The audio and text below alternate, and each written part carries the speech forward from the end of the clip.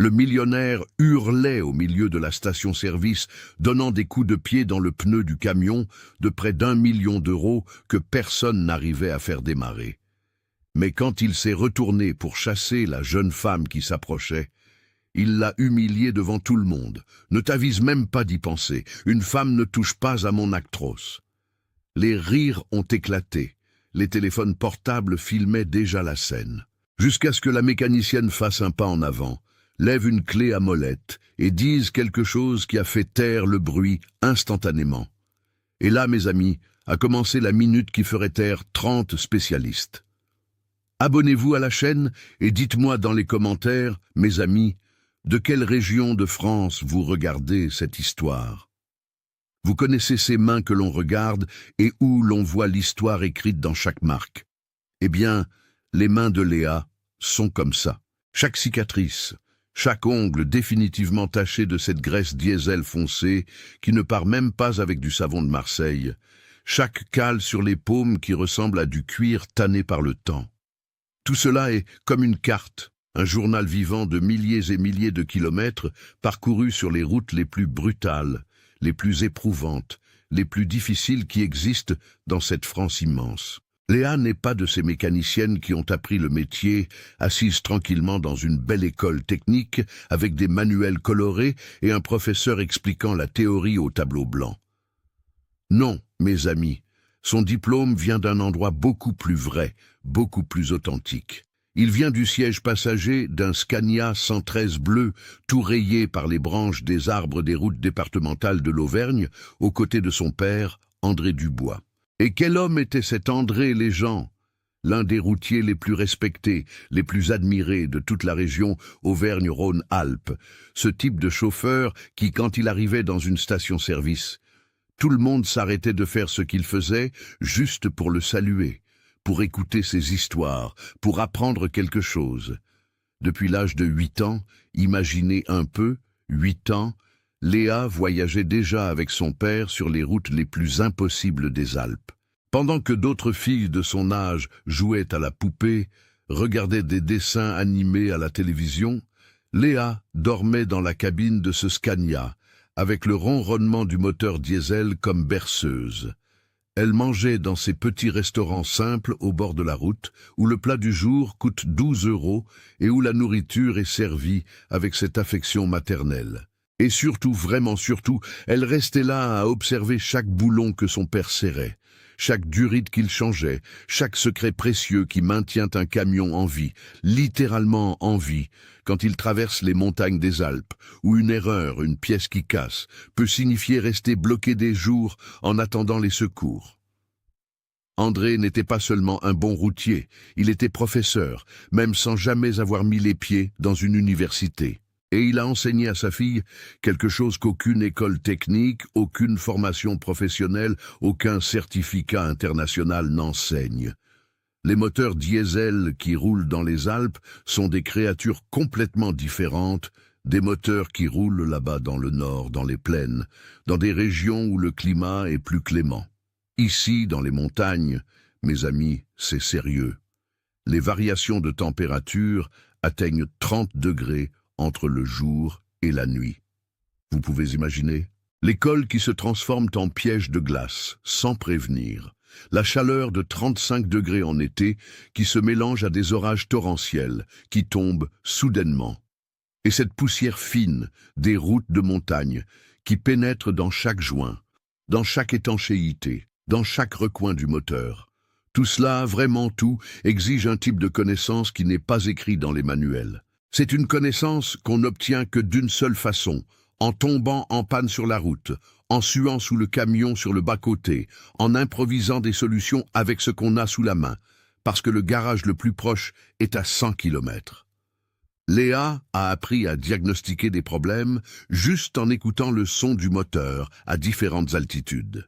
Elle savait, rien qu'au ronronnement, si le problème venait du système d'injection, si c'était la pompe à carburant qui commençait à défaillir, si c'était une soupape nécessitant un réglage. Elle a appris à improviser des pièces en utilisant des matériaux qu'elle achetait dans les petits magasins de village. Elle a compris comment l'altitude perturbe complètement les systèmes électroniques d'injection des camions modernes. Elle a compris comment le carburant diesel se comporte différemment quand le camion traverse des régions où la température change drastiquement en quelques heures. Toute cette connaissance accumulée année après année, voyage après voyage, panne après panne, réparée avec ingéniosité, a transformé Léa, à 24 ans, en l'une des meilleures mécaniciennes de poids lourds de toute la région lyonnaise. Elle travaillait dans la petite entreprise de transport que son père avait fondée après avoir pris sa retraite de la route, les transports du bois. C'était une toute petite entreprise, humble, avec seulement 4 camions, mais qui avait une réputation impeccable sur la place. Jamais, vraiment jamais, elle n'avait eu un seul retard de livraison. Et vous savez pourquoi? Parce que Léa s'occupait de ses camions comme s'ils étaient ses enfants. Chaque camion était vérifié, révisé, choyé avant chaque voyage. La vie de Léa était modeste, simple, mais remplie de sens, de signification. Elle vivait avec ses parents dans une maison modeste, dans le quartier de la Guillotière à Lyon. Un quartier ouvrier où tout le monde se connaît, où les voisins s'entraident. Tous les jours, elle se levait à 5 heures du matin, quand le ciel est encore noir et que la ville dort, pour vérifier les camions avant les voyages. Elle travaillait dans un hangar de 200 mètres carrés, avec des outils anciens mais bien entretenus, propres, organisés avec cette affection de quelqu'un qui valorise chaque instrument. Et le soir, après une journée entière de travail difficile, elle prenait encore son téléphone pour étudier des vidéos techniques sur les systèmes d'injection électronique les plus récents, les plus modernes, cherchant toujours à en apprendre davantage, voulant toujours être meilleure. La plus grande fierté de la vie de Léa était de réussir à maintenir les camions de son père toujours en route, toujours fonctionnant parfaitement, même avec des ressources si limitées. Là où d'autres mécaniciens diraient « il faut changer cette pièce », ça va coûter 3 000 €. Léa trouvait un moyen de récupérer, de réparer, de faire durer plus longtemps. Elle utilisait l'ingéniosité, la créativité à la place de l'argent qui manquait. Mais mes amis, pensez-vous que toute cette compétence, cette connaissance profonde, cette dévotion absolue était reconnue et respectée? Non. Les gens, elles ne l'étaient pas. Léa affrontait tous les jours un préjugé brutal, cruel, inhumain dans sa profession. Des routiers arrivaient au hangar des transports du bois, la regardaient et avec ce ton de dédain demandaient « Où est le vrai mécanicien? Appelle ton père, mademoiselle ». Les clients doutaient de ses diagnostics, même quand elle expliquait avec des détails techniques précis quel était le problème. Les fournisseurs de pièces la traitaient comme si elle était secrétaire, demandant « Tu vas noter la commande pour la passer au mécanicien ?» sans croire qu'elle était elle-même la professionnelle responsable. Léa, avec le temps, a développé une carapace épaisse, une armure émotionnelle pour se protéger. Mais sous cette carapace, à chaque humiliation, à chaque regard de mépris, à chaque commentaire sexiste, elle ressentait un pincement de douleur qu'elle essayait de cacher avec un professionnalisme silencieux. Elle ne répliquait jamais, ne discutait jamais, ne perdait jamais son sang-froid. Elle baissait simplement la tête et continuait à travailler, laissant la qualité de son travail parler pour elle. Pendant que Léa vivait cette vie de lutte quotidienne, de travail honnête, de dignité préservée malgré l'adversité, de l'autre côté de Lyon, dans le luxueux quartier de la Confluence, où vivent les riches de la ville, vivait un homme nommé Thomas Marchand. Thomas Marchand, mes chers amis, était un homme de 47 ans qui dirigeait Marchand Logistics, l'une des plus grandes, des plus puissantes entreprises de transport de toute la région Auvergne-Rhône-Alpes. On parle d'une entreprise gigantesque, 80 camions modernes, tout neufs ou semi-neufs, une flotte évaluée à 18 millions d'euros. 18 millions. Vous m'entendez? L'entreprise avait des contrats de plusieurs millions avec des multinationales. Elle facturait 45 millions par an, et Thomas vivait comme un roi dans son penthouse de luxe, avec vue sur la Saône. Mais vous savez ce qui est le plus triste, le plus douloureux dans toute cette histoire? Thomas était le fils d'un ancien chauffeur de camion. C'est vrai, les gens. Son père, Bernard Marchand, avait été routier toute sa vie, de ceux qui dormaient dans la cabine, qui mangeaient des sandwichs froids sur le bas-côté, qui connaissaient chaque virage dangereux de la 7. Bernard s'était enrichi grâce à beaucoup de travail, beaucoup de luttes, beaucoup de nuits sans dormir. En profitant des opportunités qui se présentaient sur le chemin, il avait construit cet empire à partir de zéro, avec ses propres mains calleuses. Mais Thomas, le pauvre, était né quand l'argent était déjà fait, quand l'entreprise était déjà établie, quand la vie était déjà confortable. Et vous savez ce qui lui est arrivé? Il a développé un sentiment terrible, destructeur, la honte, une honte profonde, corrosive de ses propres origines. Thomas avait honte de dire que son père avait été routier.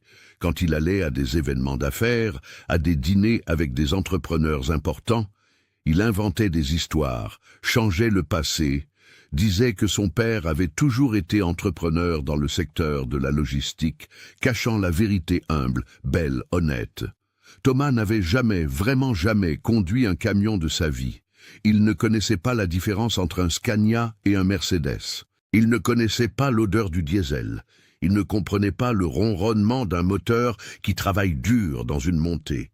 Pour lui, les camions n'étaient que des chiffres dans des tableaux Excel, des actifs dans la comptabilité, des outils pour générer du profit. Il traitait les chauffeurs comme des pièces remplaçables, jetables. Si un chauffeur se plaignait de mauvaises conditions, de délais impossibles, d'un camion nécessitant de l'entretien, Thomas le licenciait simplement et en embauchait un autre. Pour lui, il y avait toujours des gens qui avaient besoin d'un emploi. Il y avait toujours quelqu'un qui acceptait les conditions, et Thomas avait une croyance arrogante, dangereuse. Il croyait que l'argent résolvait absolument tous les problèmes mécaniques. Le camion est tombé en panne, pas de problème. On embauche les meilleurs professionnels de Paris. On paie 5 000 € pour que le type prenne l'avion jusqu'à Lyon et le répare. Le moteur a un problème, on change le moteur entier. Quelle différence ça fait? L'entreprise facture des millions. Il méprisait la connaissance pratique, la connaissance de la route, cette sagesse qui vient des années passées en cabine. Pour Thomas, tout était une question de diplôme, de certificat, de combien vous facturiez à l'heure. Mais sous toute cette arrogance, sous cette carapace d'entrepreneur prospère et froid, existait une blessure ouverte qui saignait. Son père, Bernard Marchand, le fondateur de tout, était interné dans une clinique privée très chère, avec un Alzheimer avancé. La maladie avait volé presque tous les souvenirs du vieux routier, mais il y avait un souvenir, un nom, une histoire qui revenait toujours, toujours, dans les rares moments de lucidité que Bernard avait encore. Chaque fois que Thomas rendait visite à son père à la clinique, et regardez, il ne le visitait pas souvent, non, hein? Il trouvait toujours une excuse, avait toujours une réunion importante, un voyage urgent. Bernard posait la même chose, avec les yeux brillants de cet espoir d'enfant. « Fils, es-tu déjà allé remercier André Dubois? L'as-tu déjà visité ?» Et Thomas s'irritait, répondait avec impatience. « Papa, je ne sais pas qui est cet homme. Vous m'avez déjà raconté cette histoire 1000 fois. J'irai, oui, j'irai quand j'aurai le temps. » Mais au fond, vraiment au fond, Thomas savait exactement qui était André Dubois.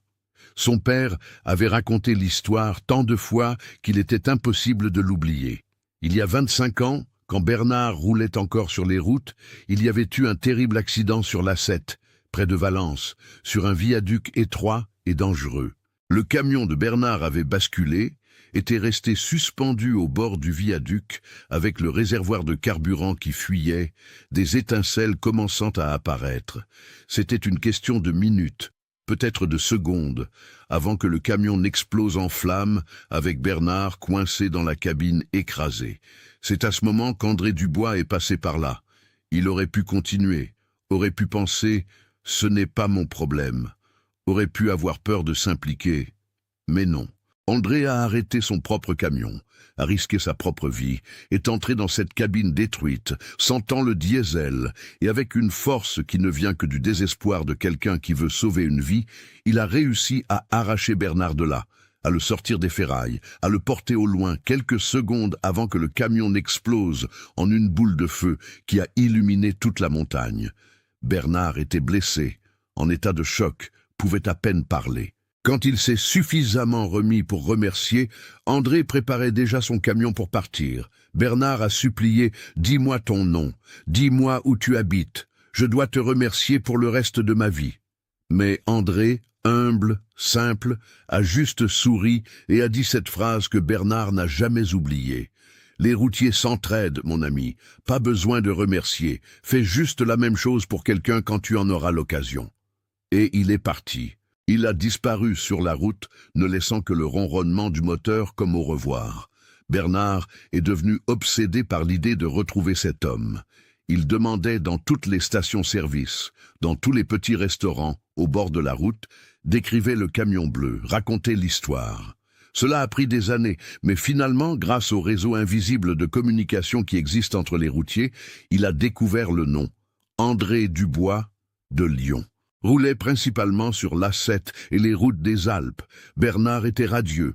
Il voulait aller immédiatement remercier, apporter un cadeau, faire quelque chose pour montrer sa gratitude. Mais c'est là que le problème a commencé. Thomas, déjà adulte à cette époque, déjà honteux de ses origines, vivant déjà dans le monde des affaires sophistiquées, a commencé à inventer des excuses. « Papa, c'était il y a tant d'années, l'homme ne doit même plus s'en souvenir. Papa, il ne voudra pas être dérangé. Papa, j'ai des voyages d'affaires, je ne peux pas y aller maintenant. » La vérité, la vraie vérité que Thomas n'a jamais admise à voix haute, c'est qu'il avait peur. Peur que ses associés découvrent l'histoire trop humble. Peur que son image soit ternie en étant associé à un simple routier. Peur que quelqu'un découvre qu'il venait d'une famille pauvre. Et ainsi, les années ont passé. Et Bernard continuait à demander, mais Thomas n'y est jamais allé. Jusqu'à ce que l'Alzheimer arrive et vole presque tout, ne laissant que cette question répétée, cette demande jamais satisfaite. Maintenant, ce mardi matin dont je vais vous parler, le destin préparait une rencontre inévitable. Le destin, mes amis, a une façon très particulière de corriger les injustices, de mettre les gens face à face quand ils doivent apprendre des leçons importantes. Le camion le plus important de la flotte de Thomas Marchand, un Mercedes-Benz Actros 2551, le dernier modèle, une belle machine de 510 chevaux, évaluée à 850 000 €, équipée du système d'injection électronique Bluetech le plus moderne qui existe, était immobilisé depuis 3 semaines entières dans une station-service sur l'A46, à 40 km de Lyon. Et le pire, le camion était chargé d'équipements hospitaliers de haute technologie destinés à Grenoble. Des scanners, des appareils d'IRM, des équipements qui sauveraient des vies, d'une valeur totale de 2,3 millions d'euros. Le contrat avait une clause cruelle, une pénalité journalière de 50 000 € pour chaque jour de retard de livraison. 50 000 €. 21 jours s'étaient déjà écoulés. La pénalité avait atteint 1,5 million d'euros. Et le client, un grand hôpital privé de Grenoble, menaçait non seulement de ne rien payer, mais aussi de rompre un contrat de 5 ans qui valait des millions. Thomas était désespéré. Il avait déjà envoyé 30 mécaniciens différents essayer de résoudre le problème. 30, des spécialistes du concessionnaire Mercedes de Lyon, des techniciens amenés en avion de Paris, des ingénieurs en électronique avec de beaux diplômes accrochés au mur, même un technicien allemand de l'usine Mercedes elle-même qui était venu spécialement d'Allemagne. Chacun de ces professionnels très chers avait diagnostiqué des causes différentes. Système d'injection compromis, module électronique grillé, pompe haute pression défectueuse, capteur de température défaillant. Thomas avait dépensé 180 000 € à remplacer des pièces, à changer des composants, à tout essayer. Et rien, absolument rien, n'avait fonctionné. Le moteur de l'Actros ne démarrait tout simplement pas. Quand il tournait la clé, Les tableaux de bord s'allumaient, l'ordinateur de bord se mettait en marche, mais le moteur restait mort, silencieux, comme s'il avait décidé de ne plus jamais fonctionner. Et le plus frustrant, l'ordinateur de bord n'indiquait aucune erreur spécifique, juste un message générique, défaillance du système de protection. C'était comme si le camion avait verrouillé complètement ses propres fonctions vitales pour une raison inconnue, mystérieuse. Ce mardi, avec un soleil brûlant, 36 degrés faisant fondre l'asphalte, Thomas était personnellement à la station-service. Il y était allé parce qu'il n'en pouvait plus, parce qu'il devenait fou de frustration. Il était en train de hurler au téléphone avec le directeur du concessionnaire Mercedes. « Comment ça, vous ne savez pas ce que c'est? C'est un camion de près d'1 million d'euros. Vous êtes le concessionnaire officiel. Réparez ça maintenant ou je poursuis le constructeur. » Autour de lui, 6 mécaniciens de Marchand Logistics elles-mêmes essayaient pour la 30e fois de résoudre le mystère. Ils ouvraient le capot, connectaient des ordinateurs, mesuraient des voltages, vérifiaient les connexions, tout ça sous ce soleil qui semblait être un feu du ciel. Et une foule de curieux s'était formée, des routiers qui s'arrêtaient pour faire le plein et restaient là à regarder, des employés de la station qui commentaient entre eux, des automobilistes qui ralentissaient pour voir le camion géant arrêté avec le capot ouvert. Tout le monde commentait « C'est le camion de Marchand que même Dieu ne peut pas réparer », disait l'un. 3 semaines immobilisé, le type est millionnaire et n'arrive pas à faire démarrer le camion, se moquait un autre. L'humiliation publique de Thomas était croissante, douloureuse. Lui, le puissant propriétaire de Marchand Logistics, l'entrepreneur qui avait toujours eu le contrôle de tout, était là, impuissant, voyant sa réputation s'effondrer, voyant sa fortune saigner en pénalités journalières, et il n'y avait absolument rien qu'il puisse faire. C'est exactement à ce moment précis choisi par le destin, que Léa Dubois est arrivée à la station. Léa conduisait le vieux Volkswagen 17220 des Transports Dubois, ce camion qui avait connu de meilleurs jours mais qui roulait encore ferme parce qu'elle s'en occupait avec l'affection d'une mère. Elle était allée au centre de Lyon acheter des pièces pour les camions de son père, des filtres, des durries, de petits composants qui devaient être changés lors de l'entretien préventif qu'elle faisait religieusement. La benne du camion était chargée de sacs de pièces automobiles et Léa rentrait chez elle quand elle a senti qu'elle devait faire le plein. Elle est entrée dans la station de l'A46, cette grande station que tous les routiers connaissent, et s'est garée près des pompes à diesel. C'est là qu'elle a remarqué tout ce mouvement, ce rassemblement de gens autour d'un camion Mercedes géant et rutilant, qui avait le capot ouvert. Curiosité professionnelle, mes amis. Un vrai mécanicien ne peut pas voir un camion avec un problème et simplement l'ignorer. C'est plus fort que nous, c'est l'instinct. Léa est descendue du camion, a demandé au pompiste de remplir le réservoir et s'est approchée de ce cercle de personnes. Elle a commencé à entendre les commentaires. 3 semaines immobilisées, 30 mécaniciens sont déjà venus. Même le concessionnaire n'arrive pas à résoudre le problème. Marchand est désespéré, il perd des millions.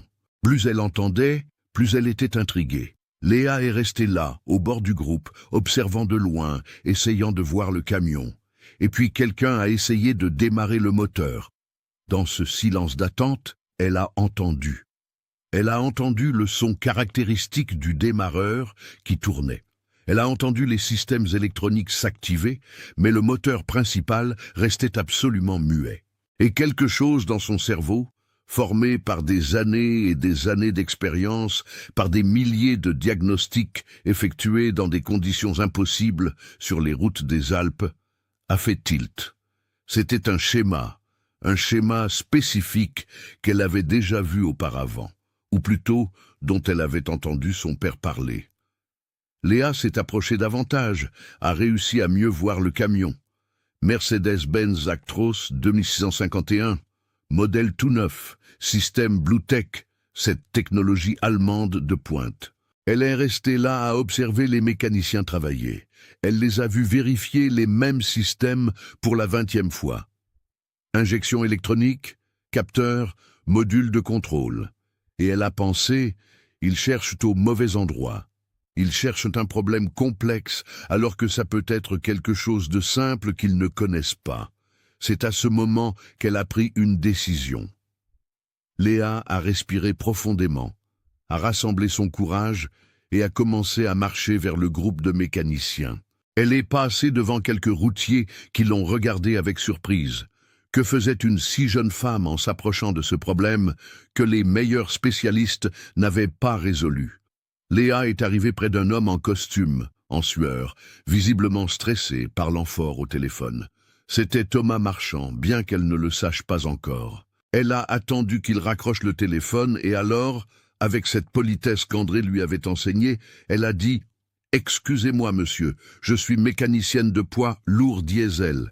Si vous me le permettez, je peux jeter un œil au véhicule. » Mes amis, ce qui s'est passé dans les secondes suivantes est quelque chose que Léa n'oublierait jamais, vraiment jamais, de toute sa vie. Thomas s'est retourné vers elle et elle a vu son visage changer complètement. D'abord, ce fut la surprise, puis l'incrédulité, puis ce mépris, cette arrogance qu'elle connaissait si bien, qu'elle avait vue tant et tant de fois. Thomas a regardé Léa de haut en bas. Il a vu une jeune femme de 24 ans portant un t-shirt usé avec le logo délavé Transport du Bois, un vieux jean avec des taches de graisse qui ne partaient plus même au lavage, une paire de baskets usées qui avaient été blanches un jour, mais étaient maintenant grises de tant de saleté accumulée, des cheveux noirs attachés en queue de cheval simple, un visage sans maquillage, des mains sales d'un travail honnête. Et alors Thomas a explosé.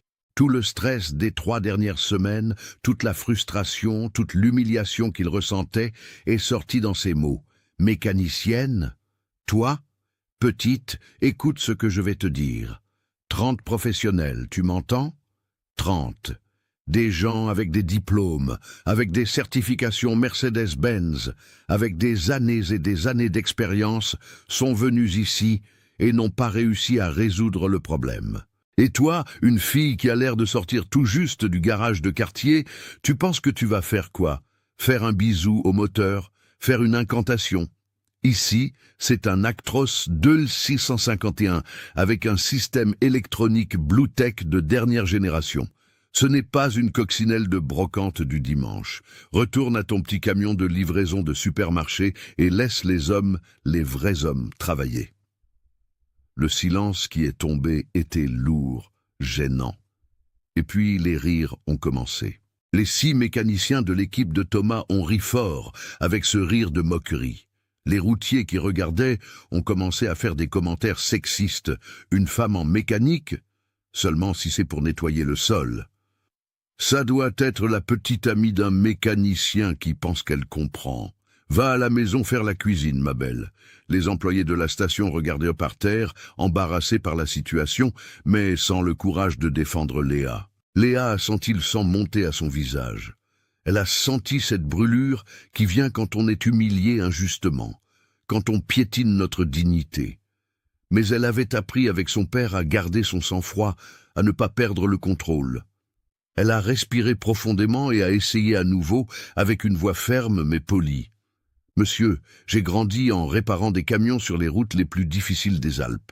Je connais les systèmes diesel qui fonctionnent dans des conditions extrêmes d'humidité, de chaleur, de poussière. Je demande juste une chance de... Mais Thomas ne l'a pas laissé finir. Il était dans un tel état de nerfs que la simple présence de cette fille humble, offrant son aide, semblait être une offense personnelle. Il l'a coupée avec un sarcasme cruel, venimeux. Conditions extrêmes, conditions extrêmes. Ma chérie, sais-tu seulement la différence entre du diesel B7 et B10? Sais-tu ce qu'est un injecteur Common Rail haute pression? As-tu déjà touché un système de refroidissement par intercooler? Non, tu ne sais pas, n'est-ce pas? Bien sûr que non. Alors arrête de me faire perdre mon temps, arrête de m'empêcher de travailler et va faire ce que les femmes devraient faire. Va laver le linge, va te faire les ongles, va t'occuper de la maison, je ne sais pas, mais dégage de devant ceux qui comprennent vraiment. Les rires sont devenus plus forts, plus cruels. Léa a vu des téléphones portables se lever, des gens commençant à filmer cette humiliation publique. Quelqu'un a crié « Envoie-la faire un gâteau, elle doit savoir faire ». Un autre a crié « Les femmes ne servent qu'à gêner dans le travail d'hommes ». Et Léa a senti pour la première fois depuis longtemps des larmes de rage brûler dans ses yeux. Ce n'était pas de la tristesse, ce n'était pas du chagrin, c'était une rage profonde d'être jugée non pas pour sa compétence, non pas pour sa connaissance, mais simplement parce qu'elle était une femme. Elle était sur le point de partir, sur le point de tourner le dos à cette situation humiliante, quand elle a entendu une voix rauque, enrouée, de quelqu'un qui a fumé toute sa vie, coupé le bruit. « Hé, marchand, tu ne sais pas qui est cette fille ?» Tout le monde s'est retourné. C'était un vieux routier, il devait avoir environ 65 ans, peau brûlée par le soleil, t-shirt d'équipe de foot délavé, ventre de quelqu'un qui aime une bière le week-end. Léa l'a reconnu. C'était Michel, un vieil ami de son père, routier à la retraite qui avait roulé avec André pendant des années. Michel a continué, la voix pleine d'indignation. « Cette fille, c'est la fille d'André Dubois. André Dubois, tu m'entends ? Une légende vivante des routes du Sud-Est. Un homme qui a sauvé plus de routiers en panne sur la route que tu n'as de camions dans ta flotte. Et cette fille a appris avec lui. Elle comprend les camions depuis qu'elle est petite. Si elle dit qu'elle peut aider, tu devrais écouter au lieu de rester là à humilier la demoiselle. » Thomas a entendu le nom André Dubois, mais n'a pas fait le lien, n'a fait aucune connexion. Il était trop aveuglé par la frustration, trop sourd par l'arrogance. Il a simplement haussé les épaules. « Peu m'importe qui est son père, elle ne touchera pas à mon camion. Point final. » Mais alors, et regardez quelle chose intéressante s'est produite, mes amis. Quelque chose a changé dans le regard de Thomas. Peut-être était-ce le désespoir absolu de la situation. 3 semaines perdues, 1 million en pénalité, contrat de plusieurs millions sur le point d'être perdu. Peut-être était-ce une impulsion sadique de transformer cette humiliation en divertissement. Quoi qu'il en soit, Thomas a eu une idée. Il a levé les mains demandant le silence et s'est adressé au présent avec une voix forte, théâtrale, comme s'il annonçait un spectacle. « Écoutez les gens, changement de plan. La mécanicienne ici. » Il a fait des guillemets avec ses doigts en l'air en disant le mot. « Pense qu'elle peut résoudre ce que 30 hommes qualifiés n'ont pas résolu ? Alors, faisons ceci. Je vais donner une opportunité en or à la petite demoiselle ici. Si elle, avec toute cette connaissance des routes des Alpes, plus de guillemets moqueurs, arrive à faire démarrer ce camion, je lui paie 30 000 €. 30 000 tout de suite, en liquide. » Certaines personnes ont sifflé, impressionnées par le montant. Thomas a continué avec un sourire cruel. « Mais il y a une condition. Elle a 1 heure, seulement 1 heure. 60 minutes. Et si elle échoue, et elle va échouer parce que c'est bien au-delà de ses capacités, elle admettra ici devant tout le monde que les femmes n'ont pas de compétences techniques pour la mécanique lourde diesel, qu'elle ne faisait que se montrer et qu'elle aurait dû rester à la maison. Tu acceptes le défi, ma chérie, ou tu vas fuir la queue entre les jambes. » Léa était paralysée. 1 heure. 1 heure pour diagnostiquer un problème que 30 spécialistes n'avaient pas réussi à résoudre en 3 semaines était impossible. C'était un piège, une humiliation planifiée. Tout le monde le savait. Michel, le vieux routier, s'est approché d'elle et a chuchoté « N'accepte pas, ma fille. Cet homme te tend un piège, va-t'en d'ici. » Mais Léa réfléchissait. Elle avait entendu ce son du moteur essayant de démarrer. Elle avait vu le modèle du camion, et elle avait un souvenir très spécifique, très clair, d'une conversation avec son père il y a 2 ans. Une histoire sur un Mercedes-Benz qui s'était arrêté mystérieusement sur l'A7, près de la frontière avec l'Italie. Une histoire sur un capteur caché que personne ne connaissait, qui n'était documenté que dans les manuels allemands originaux. Léa a fermé les yeux, a respiré profondément et s'est souvenu des mots que son père répétait toujours, sur les routes, quand quelqu'un doutait d'elle, quand quelqu'un la sous-estimait. « Léa, ma fille, quand il doute de toi, quand il t'humilie, ne discute pas, ne te bats pas. Laisse le moteur dire la vérité. Laisse ton travail, ta compétence parler pour toi. Elle a ouvert les yeux, a regardé directement Thomas et a répondu avec une voix ferme qui l'a surprise elle-même. « J'accepte le défi. Mais quand, pas si, mais quand, j'arriverai à faire démarrer ce camion en plus des 30 000 €, vous ferez deux choses. Vous présenterez des excuses publiques devant tout le monde ici et vous engagerez les services des transports du bois, l'entreprise de mon père, pour un an entier. D'accord ?» Thomas a presque éclaté de rire. L'idée que cette fille puisse résoudre le problème était si absurde dans sa tête qu'il a trouvé la proposition hilarante. « Marché conclu. Prépare ton discours de défaite, poupée.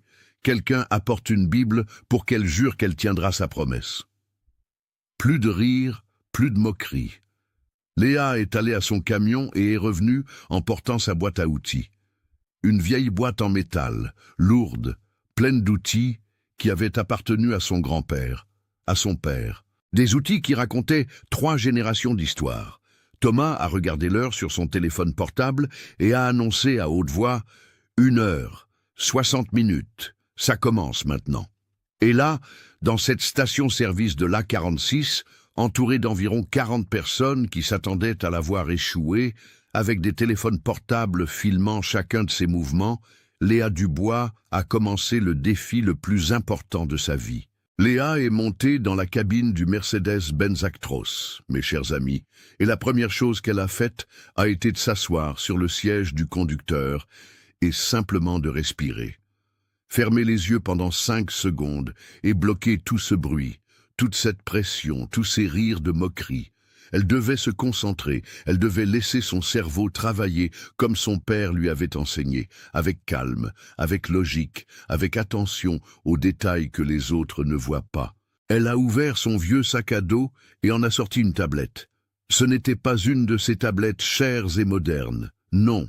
C'était un vieux modèle, écran fissuré, mais qui faisait tourner un logiciel de diagnostic automobile qu'elle avait acheté sur un site pirate. Elle avait payé 200 €, qui lui avaient fait mal au portefeuille, mais qui avaient valu chaque centime. Elle a connecté la tablette à l'entrée de diagnostic du camion sous le tableau de bord et a commencé l'analyse. Thomas, en bas, n'a pas perdu l'occasion de faire une blague. Regardez, elle a même une petite tablette. Elle a dû chercher sur Google comment réparer un camion en 5 minutes. Hein ? Les rires ont éclaté. Quelqu'un a crié « Je parie qu'elle regarde une vidéo sur YouTube ». Plus de rire. Mais Léa n'a rien répondu, n'a pas regardé en bas, n'a pas fait attention. Elle était concentrée. Les 20 premières minutes se sont écoulées avec Léa, vérifiant un par un tous les systèmes que ses 30 mécaniciens avaient déjà vérifiés avant elle. Système d'injection électronique. Parfait. Aucune erreur. Capteur de pression de carburant. Tous fonctionnant parfaitement. Module de contrôle du moteur. Aucune défaillance enregistrée. Pompe haute pression. Neuve. Elle avait été changée il y a 1 semaine. Elle était impeccable. Système de refroidissement, intercouleur, soupape. Tout, absolument tout fonctionnait comme il devait. Et ça, mes amis, c'était exactement ce qui intriguait Léa. Parce que quand tout fonctionne mais que le moteur ne démarre pas, ça signifie que le problème n'est pas mécanique, n'est pas électronique au sens traditionnel. C'est quelque chose de différent. C'est quelque chose qui envoie un ordre de protection, verrouillant tout le système. Thomas a regardé l'heure et a annoncé à haute voix avec ce ton de moquerie « 20 minutes déjà passées, 40 minutes restantes. Alors, mécanicienne, tu as déjà découvert que tu ne sais pas quoi faire ?» Les gens ont ri. Certains routiers ont commencé à parier sur combien de temps elle allait encore faire semblant de savoir ce qu'elle faisait avant d'abandonner. Mais Léa ne faisait semblant de rien. Elle pensait profondément. Elle a éteint la tablette, a appuyé sa tête contre le siège, a fermé les yeux et a commencé à voyager dans ses souvenirs. Elle est revenue 2 ans en arrière, à une nuit spécifique où elle était avec son père dans le hangar des transports du bois, tous les deux dînant d'une boîte repas sur un établi d'outils, comme ils le faisaient si souvent. Cette nuit-là, André lui avait raconté un cas très étrange qui était arrivé à un collègue routier sur l'A7, près de la frontière avec l'Italie. Un Mercedes-Benz comme celui-ci, tout neuf, avait simplement cessé de fonctionner au milieu de la route, sans avertissement, sans raison apparente. Le propriétaire du camion avait appelé mécanicien après mécanicien. Il avait attendu des jours et des jours. Personne ne découvrait le problème, jusqu'à ce qu'André, qui était allé là-bas aider son collègue, reste à observer, à analyser, à penser. Et André s'est souvenu d'une histoire qu'un mécanicien allemand, qui avait travaillé directement à l'usine Mercedes en Allemagne, lui avait raconté il y a des années lors d'une rencontre de routiers.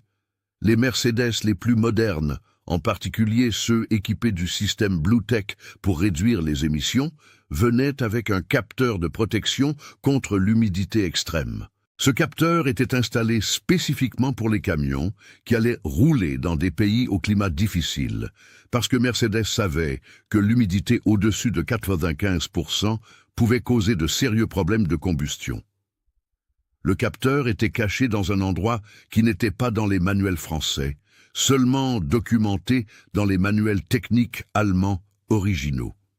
Et sa fonction était de surveiller constamment l'humidité de l'air qui entrait dans le système d'admission du moteur. Si l'humidité dépassait 95% et continuait à ce niveau pendant une période prolongée, le capteur envoyait une commande automatique au module central pour verrouiller tout le système électronique comme mesure de protection pour éviter que le moteur ne soit endommagé en essayant de fonctionner avec une combustion compromise par l'humidité. Le gros problème, le problème auquel personne ne s'attendait, c'est que ce capteur, fabriqué avec un alliage métallique allemand développé pour le climat européen, rouillait avec une facilité absurde dans les climats extrêmes. L'humidité constante, la chaleur extrême, les pluies torrentielles, tout cela attaquait le métal du capteur, et quand le capteur rouillait, il se bloquait en position d'humidité critique, même après que l'humidité de l'air était revenue à la normale. Et là, le camion restait verrouillé, protégé contre un danger qui n'existait plus. Léa a ouvert les yeux soudainement. C'était ça. Ça devait être ça. Le schéma était identique. Camion tout neuf. Région au climat variable, toutes les pièces fonctionnant parfaitement, mais le moteur ne démarrant pas. Pas d'erreur spécifique sur l'ordinateur, juste défaillance du système de protection. Elle savait où chercher. Elle savait exactement quoi faire. Léa est descendue de la cabine, est allée directement sur le côté du moteur et a commencé à retirer la grande protection en plastique du système d'admission d'air. Thomas, voyant cela, n'a pas pu se retenir. Maintenant, elle touche au filtre à air. Vous y croyez? Elle pense que le problème, c'est l'air sale. Mon Dieu, quelle blague ambulante! Les gens ont ri tellement fort que certains se tenaient le ventre. Mais Michel, le vieux routier, ne riait pas. Il connaissait ce regard de concentration. C'était le même regard qu'André avait quand il résolvait un problème difficile. 35 minutes s'étaient déjà écoulées. Léa a complètement retiré la protection en plastique et a commencé à chercher derrière le filtre à air principal, dans un compartiment secondaire que la plupart des gens ne savent même pas qui existe. C'était un espace étroit, sombre, plein de fils et de petits capteurs. Elle a pris une petite lampe de poche qu'elle portait toujours sur elle, l'a pointée à l'intérieur et a commencé à examiner chaque centimètre. Et alors elle l'a vu. Un petit capteur de la taille d'un briquet, en métal argenté, connecté au module central par deux fils fins. Léa a senti son cœur s'accélérer. C'était lui. Elle a mis sa main dans cet espace étroit, s'est coupé le doigt sur un coin métallique, mais n'a même pas fait attention à la douleur, et a réussi à déconnecter les deux fils du capteur. Elle a tiré le capteur vers l'extérieur, l'a amené à la lumière et a confirmé. Il était complètement pris par la rouille brun-rougeâtre, la surface métallique corrodée et le mécanisme interne visiblement bloqué. Léa a tenu le capteur en l'air et a crié « J'ai trouvé le problème !» Thomas et tous les présents se sont approchés. Elle a expliqué avec ce calme de quelqu'un qui sait exactement de quoi il parle. Voici un capteur de protection contre l'humidité extrême. Il est spécifique aux camions Mercedes qui roulent dans des régions au climat difficile. Sa fonction est de surveiller l'humidité de l'air, et quand il détecte des niveaux critiques, il envoie au module central l'ordre de verrouiller tout le système d'injection électronique pour protéger le moteur. Le problème, c'est que ce capteur a rouillé et s'est bloqué en position d'humidité critique, 98%. C'est pourquoi aucun scanner n'a pu détecter de défaillance. Techniquement, le capteur faisait son travail, il protégeait le moteur, sauf qu'il protégeait contre un danger qui n'existe plus. Thomas a essayé d'argumenter, a essayé désespérément de ne pas y croire. C'est impossible. Si c'était un problème si simple, les ingénieurs du concessionnaire Mercedes l'auraient trouvé. Ils ont vérifié chaque composant. Léa l'a regardé directement dans les yeux et a répondu avec une vérité douloureuse. Les ingénieurs Mercedes de Paris, de Lyon, d'Allemagne n'ont jamais roulé sur les routes des Alpes en plein hiver, monsieur. N'ont jamais dormi dans la cabine d'un camion traversant des régions où l'humidité change radicalement. Moi si, ce problème est spécifique à notre région. C'est une connaissance de ceux qui vivent la route, pas de ceux qui lisent des manuels dans un bureau. 48 minutes. Léa a pris un spray dégrippant de sa boîte à outils, l'a appliqué généreusement sur le capteur rouillé, a attendu 3 minutes pour que le produit pénètre, et alors, avec une minuscule clé Allen, a commencé à travailler sur le mécanisme interne du capteur, débloquant manuellement la pièce qui était coincée. C'était un travail délicat, de précision. Un faux mouvement, et elle pouvait casser complètement le capteur. La foule était dans un silence absolu maintenant. Même Thomas avait arrêté de faire des blagues. Tous regardaient cette femme de 24 ans, avec les mains sales de graisse et de rouille, travaillant sur cette pièce minuscule avec la concentration d'un chirurgien faisant une opération délicate. Avec un clic doux, le mécanisme s'est débloqué. Léa a nettoyé le capteur avec un chiffon, a enlevé toute la rouille qu'elle pouvait, a reconnecté les 2 fils, a remonté la protection en plastique et est remontée dans la cabine. Elle a connecté la tablette, a accédé au système de diagnostic et a envoyé une commande de réinitialisation, effaçant la mémoire de protection. L'ordinateur de bord a fait une vérification complète de tous les systèmes. Ça a pris 2 minutes qui ont semblé être 2 heures. Et alors toutes les lumières du tableau de bord se sont allumées en vert. Système d'injection, OK. Capteur, OK. Protection environnementale, OK. Tout libéré. Léa a mis sa main sur la clé de contact. Elle a respiré profondément, a dit une prière silencieuse et a tourné. Le moteur du Mercedes-Benz Actros 2651 a explosé de vie. Le ronronnement grave, puissant, parfait des 6 cylindres en ligne a rempli l'air. Le tableau de bord s'est complètement illuminé, tous les indicateurs montrant le fonctionnement parfait. Léa a accéléré 2 fois. Le moteur a répondu comme une machine neuve, parce que c'était une machine neuve. Elle était juste verrouillée. 53 minutes. Ce qui s'est passé dans les secondes suivantes, mes amis, était quelque chose de cinématographique. D'abord est venu le silence, un silence de choc, d'incrédulité, et puis l'explosion. Les routiers ont crié, ont sauté, se sont embrassés.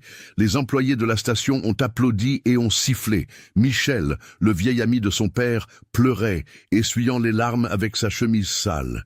Et les téléphones portables, des dizaines de téléphones portables, ont tout filmé. Le moment exact où Léa Dubois a prouvé que la compétence n'a pas de genre, que la vraie connaissance vient de l'expérience vécue, pas de l'arrogance. Léa est descendue de la cabine, a calmement essuyé ses mains sur un chiffon, a marché jusqu'à Thomas, qui était pâle, suant froid, immobile comme une statue, et lui a tendu le capteur rouillé. Le problème, monsieur, une pièce de 50 € que 30 mécaniciens n'ont pas cherché parce qu'ils ne connaissent pas les particularités du climat de notre région. Vous me devez 30 000 €, des excuses publiques ici devant tout le monde, et un contrat de prestation de service des transports du bois pour 1 an. Un accord est un accord. Thomas Marchand était détruit, mes chers amis, complètement détruit. Il a essayé d'ouvrir la bouche pour dire quelque chose, pour argumenter, pour dire que c'était de la chance, mais les mots ne sortaient tout simplement pas. Il regardait ce capteur rouillé dans sa main comme si c'était la preuve physique de sa propre ignorance, de sa propre arrogance. C'est à ce moment que Michel, le vieux routier, a fait un pas en avant et a dit fort pour que tous entendent « De la chance, marchand ». Cette fille a diagnostiqué en 53 minutes ce que tes spécialistes très chers n'ont pas trouvé en 3 semaines. Et tu sais pourquoi? Parce qu'elle connaît vraiment la route. Parce qu'elle a appris avec André Dubois, un homme qui vaut plus que toute ta flotte réunie. D'autres routiers ont commencé à être d'accord en criant « Fille de vrai routier !» a crié l'un. André Dubois a créé une légende, a crié un autre. Et c'est là, en entendant ce nom répété, que quelque chose a finalement fait tilt dans le cerveau de Thomas. Il est devenu encore plus pâle, si c'était possible. André Dubois, il a répété, la voix tremblante. Votre père est André Dubois ?» Léa a confirmé, sans comprendre pourquoi cela importait tant. Et alors Thomas a vacillé, a dû s'appuyer sur le pare-choc du camion, a mis ses mains sur sa tête et a commencé à pleurer. Là, devant 40 personnes, devant tous ses employés, devant tous ses étrangers, Thomas Marchand s'est effondré. Entre des sanglots qui sortaient du fond de son âme, il a raconté toute l'histoire. Comment André avait sauvé la vie de son père il y a 25 ans sur la 7, avait sorti Bernard d'un camion en flammes, avait risqué sa propre vie. Comment son père avait cherché pendant des années à le remercier, avait découvert le nom, avait supplié 1000 fois Thomas d'aller le visiter, d'apporter un cadeau, de faire n'importe quel geste de gratitude. Et comment Thomas n'y était jamais allé, n'avait jamais voulu y aller parce qu'il avait honte. Honte terrible de ses origines modestes, honte que quelqu'un découvre qu'il venait d'une famille pauvre de routiers. Et maintenant, qu'est-ce que j'ai fait? Thomas pleurait. J'ai humilié la fille de l'homme qui a sauvé tout ce que j'ai. Je suis un monstre. Je suis un monstre ingrat et arrogant. La révélation a tout changé. Ceux qui avaient ri quelques minutes auparavant étaient maintenant sérieux, émus. Léa était en état de choc. Elle connaissait cette histoire. Son père l'avait racontée tant de fois, le jour où il avait sauvé un chauffeur, mais il n'avait jamais su son nom. Thomas s'est levé, a marché jusqu'à Léa avec les jambes tremblantes et a fait quelque chose que personne n'attendait. Il s'est agenouillé sur l'asphalte chaud, là devant tout le monde. « Pardonne-moi » a-t-il supplié. « Pardonne-moi pour l'humiliation. Pardonne-moi de n'avoir jamais remercié ton père. Pardonne-moi d'être si petit, malgré tout ce que j'ai. » Il a sorti son chéquier de sa poche avec des mains tremblantes. Et la même, en s'appuyant sur le sol, a rempli 2 chèques, un de 30 000 € comme convenu et un autre de 50 000 €, qu'il a appelé « paiement en retard de gratitude pour la vie de mon père ». Léa a aidé Thomas à se relever. Elle n'a pas montré de colère, n'a pas montré de vengeance, a juste dit avec cette sagesse qu'elle avait apprise de son père. « Mon père dit toujours que les routiers s'entraident. Ce n'est pas une question d'argent, c'est une question de fraternité, de se souvenir d'où on vient. Vous avez oublié vos origines, mais il n'est jamais trop tard pour s'en souvenir. » Les vidéos de l'épisode sont devenues virales sur les réseaux sociaux. En une semaine, Léa avait 400 000 abonnés. Des propositions de travail arrivaient d'entreprises de transport de toute la France. Mais la transformation la plus belle, la plus vraie, s'est produite avec Thomas Marchand.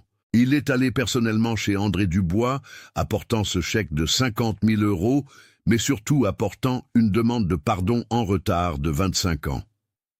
André, déjà âgé de 68 ans, fragilisé par des problèmes cardiaques, a reçu Thomas. Et quand Thomas a tout expliqué, quand il a pleuré à nouveau et a demandé pardon pour le retard, pour la honte injuste, André a fait ce que les hommes bons font. Il a embrassé Thomas et a dit que les routiers ne sauvent pas des vies en attendant une récompense, mais qu'il était heureux de voir que Thomas avait trouvé le chemin du retour vers ses racines. 10 mois après ce jour à la station-service, est né Dubois Marchand Transport. Thomas a offert à Léa une participation de 30% dans la nouvelle entreprise et le poste de directrice technique, supervisant la maintenance de toute la flotte de 84 camions. André est devenu consultant, partageant des décennies de connaissances. Le siège de la nouvelle entreprise avait 5000 mètres carrés, un atelier moderne, mais maintenant les valeurs de respect et de fraternité. Léa a tout révolutionné. Elle a mis en place une formation spécifique sur les particularités du climat français, a réduit de 60% les pannes de la flotte et surtout a embauché et formé 8 femmes comme mécaniciennes de poids lourds, brisant les préjugés. L'entreprise est devenue une référence nationale. Thomas s'est complètement transformé. Il a vendu son penthouse de luxe, a acheté une maison simple, a commencé à visiter André chaque semaine, a créé le projet Bernard Marchand offrant des bourses d'études en mécanique pour les jeunes à faible revenu, en donnant la priorité aux enfants de routiers. Le capteur rouillé que Léa avait retiré de l'Actros a été encadré et placé à la réception de l'entreprise avec une plaque. Le détail que 30 mécaniciens n'ont pas vu, mais qu'une fille de la route a trouvé. La vraie connaissance naît de l'expérience vécue, pas de l'arrogance. L'histoire est devenue une légende parmi les routiers de la région Auvergne-Rhône-Alpes, racontée dans les stations-service, dans les petits restaurants, dans les flottes. Et Léa, même avec tout le succès, a continué à être la première à arriver et la dernière à partir de l'atelier, portant la même salopette, étudiant le soir, gardant les pieds sur terre.